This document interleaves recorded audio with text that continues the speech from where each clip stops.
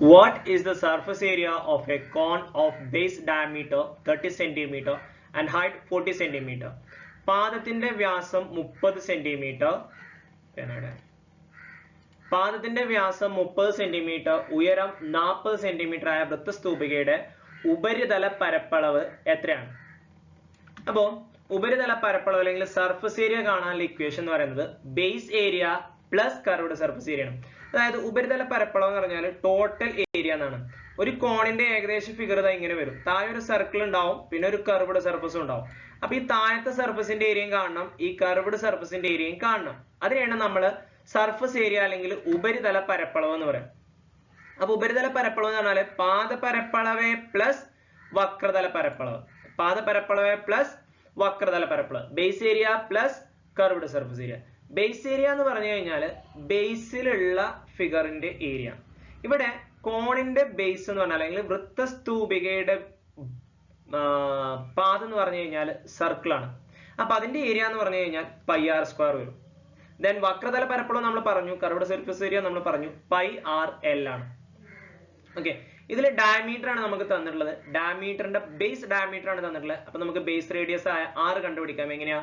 ഡയമീറ്ററിന്റെ പകുതിയാണ് റേഡിയസ്, അപ്പൊ 15. പിന്നെ നമുക്ക് ഹൈറ്റ് ആണ് തന്നിട്ടുള്ളത്, ഹൈറ്റ് 40. പക്ഷെ നമുക്ക് എല്ല് തന്നിട്ടില്ല. അപ്പൊ ഇവിടെ നമ്മൾ ആദ്യം എന്ത് കാണണം?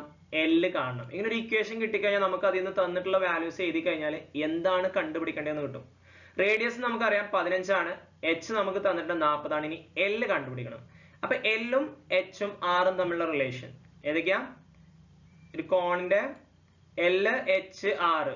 എച്ച് ഇതാ ഇവിടെ ഹൈറ്റ് വരും, ഇതാണ് 6, ഇത് എല് സ്ലാൻ ആയിട്ട്. എന്തായിരിക്കും റിലേഷൻ വരിക? ഇവിടെയാണ് 90 ഡിഗ്രി വരിക. അപ്പൊ L square equal to R square plus H square എന്ന് വരും. എന്താ വരിക? L square equal to R square plus H square. R സ്ക്വയറിന്റെ സ്ഥാനത്ത് ആറിന്റെ വാല്യൂ കൊടുക്കുക 15, എച്ചിന്റെ സ്ഥാനത്ത് എച്ചിന്റെ വാല്യൂ കൊടുക്കുക. 15ന്റെ സ്ക്വയർ പ്ലസ് 40ന്റെ സ്ക്വയർ. 15ന്റെ സ്ക്വയർ എന്ന് പറഞ്ഞാൽ 15 × 15 225 കിട്ടും. മറ്റത് 1600 കിട്ടും. അത് രണ്ടും കൂട്ടുമ്പോൾ 1825 കിട്ടും. ഓക്കെ, ഇനി 1825 റൂട്ട് ഉണ്ടോ നോക്കണമെന്നുണ്ടെങ്കിൽ 25 പറഞ്ഞാൽ 5ൽ അവസാനിക്കുന്ന സംഖ്യ ആയിരിക്കും. ഇനി ഏതൊക്കെ അടുത്തടുത്ത സംഖ്യകൾ ഗുണിച്ചു കഴിഞ്ഞാലാണ് 18 കിട്ടുക? 1ഉം 2ഉം ഗുണിച്ചാൽ കിട്ടൂല. 1ഉം 2ഉം ഗുണിച്ചാൽ 2 ആണ്. 2ഉം 3ഉം ഗുണിച്ചാൽ 6 ആണ്. 3ഉം 4ഉം ഗുണിച്ചാൽ 12 ആണ്. പിന്നെ 4ഉം 5ഉം ഗുണിച്ചാൽ 20 ആണ്. അപ്പൊ അങ്ങനെ ഒരു സംഖ്യ കിട്ടില്ല. അതിനർത്ഥം ഇതിന് റൂട്ടില്ല. ഓക്കെ, അപ്പൊ ഇതിനെ നമുക്ക് 1825 റൂട്ട് ഓഫ് 1825 തന്നെ എഴുതി വെക്കാം. എൽ എന്ന് പറഞ്ഞാൽ റൂട്ട് ഓഫ് 1825. ഇനി നമുക്ക് ഇക്വേഷനിൽ കൊടുക്കാം. Pi r square plus pi r l ആണ്.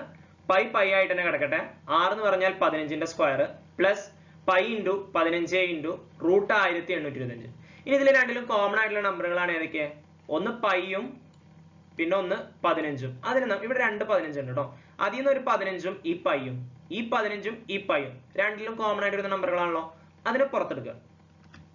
അപ്പൊ 15 പൈനെ പുറത്തെടുത്താല് ബാക്കി ഇവിടെ 2 15 ഉണ്ടായിരുന്നു, അതിൽ ഒരു 15 പുറത്തുണ്ട്.